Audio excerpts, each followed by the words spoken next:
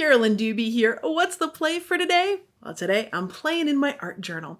And along the way, as we're creating this page, you are gonna see how a gel plate helps me from putting too much paint onto my page. You will also see how I deal with the stenciling oops, and it's pretty easy because, well, it's a stencil. And then I'm also going to be working on darker than usual colors. And the reason why, well, you know what? Enough of me talking about it. Why don't we just get in and get started with the play? I recently bought this handmade journal from Patty Ryder, and it comes with mixed media painted papers as well as vintage papers. They're all assorted throughout this thing. Part of the reason why I chose this page to play on today was because it was a little bit darker of a background than what I would start with. And I like that I'm trying something a little bit different. That's really the fun of getting one of these journals where you've got this variety of pages in it. As I'm putting the washi tape down here, it may look like I've got a plan, that I've got a goal that I'm going for, but I don't really. I'm simply putting some of it on there. I like how it looks. I like how it looks on that background. So I'm adding more simply because I like more. Sometimes that's all the logic that I need to determine how much to put of something on a page. I mean, after all, this is washi tape, and if I don't like where it is or I decide I don't want it there, it's really easy to pull off because it's not really a permanent adhesive. That's why I'm going to make sure I've got it really pressed down so that that washi tape will stay there. Now I'm bringing in the fancy tools, the pencil eraser. I'm simply dipping that eraser into some paint and making some dots on the page. And the thing that I have the paint on there, that is my favorite kind of paint palette to use, and it's technically not a paint palette, but it works so well for it.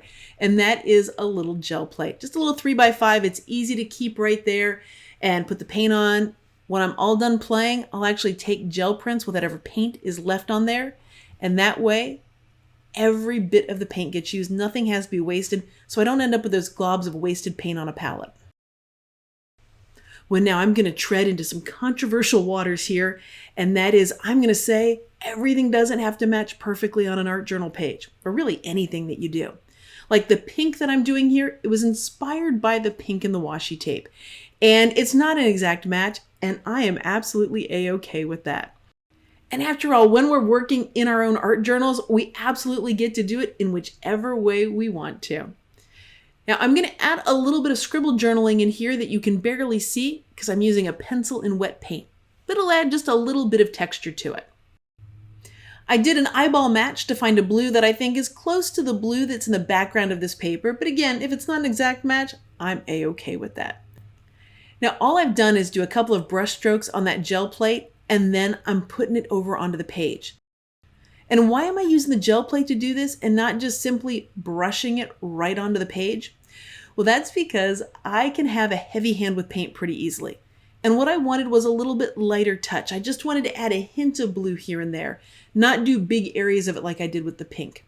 So when I use the gel plate to do this, it allows me to control how much is going where. Since there's wet paint on this page, if I use a pen to do things, there's a good chance it's going to be hard on that pen. So in these cases, I like to use something called a fine liner, and that's what I've got here.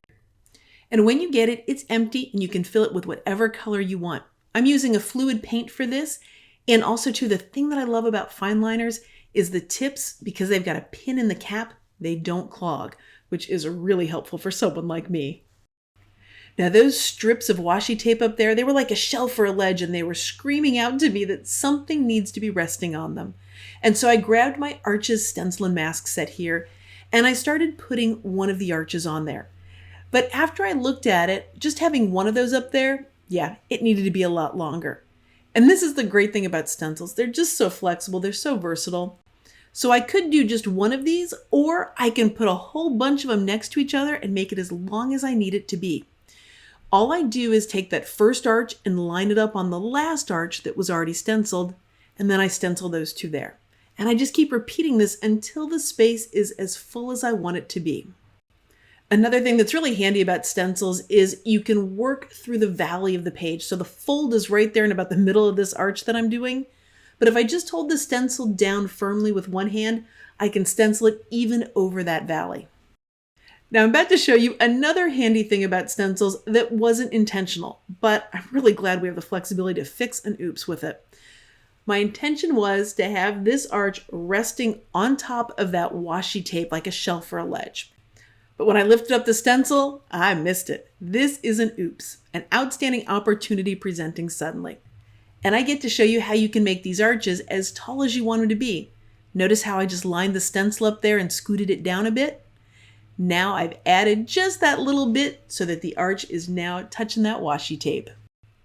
Well, I forgot to mention that this stencil is from StencilGirlProducts.com. It's one of many that I've designed for him, and this set does include both the stencil as well as all the masks for those arches. Now, about this point in the page, the meaning revealed itself to me, and I would love to tell you that it was deep and insightful and could change the world, but no, it wasn't that kind of meaning. It was fun, it was light, and well, let me show you how it came about. I started looking through book text to find a word or a phrase that called out to me, and I found it's that woman again. And then I found a turning point 4, but I didn't have the last word that I needed. So all I did was take this piece of book text and I took it over to the typewriter and typed in the word that I needed. And that word was Rome. Now, why did I choose Rome for this? Well, all of those arches always make me think of ancient Rome, ancient Greece. And I've been watching the TV show Domina lately and really enjoying it. About 6 episodes into it. All the political intrigue and all the stuff that's going on after Caesar was stabbed by the Senate. And yeah, I know it's historical fiction. There's a little accuracy to it, but I know they took a whole lot of artistic license. Anyway, the main character, Livia, it's kind of how a lot of people react when they see her in the show of like, oh, it's that woman again, because she's such a strong, powerful woman. So now you know where the meaning for this page came from. Basically, a Roman version of Melrose Place. And that's the thing about art journal pages. The meaning can come from anywhere. It definitely can be from a deep and spiritual place, or it can be from somewhere a little bit lighter like it was today. Well, thanks so much for joining me for today's play. If you've enjoyed this video, if you've had fun, I'd so appreciate it if you gave it a thumbs up. And if you know of somebody that you think would enjoy this video, share it with them. That way they can join in the fun too. And of course, if you've liked this video, you might like seeing some of my other ones. So check out my YouTube channel, hit that subscribe button. That way you'll know as soon as I've got a new video out. Well, thanks so much for letting me be a part of your colorful journey.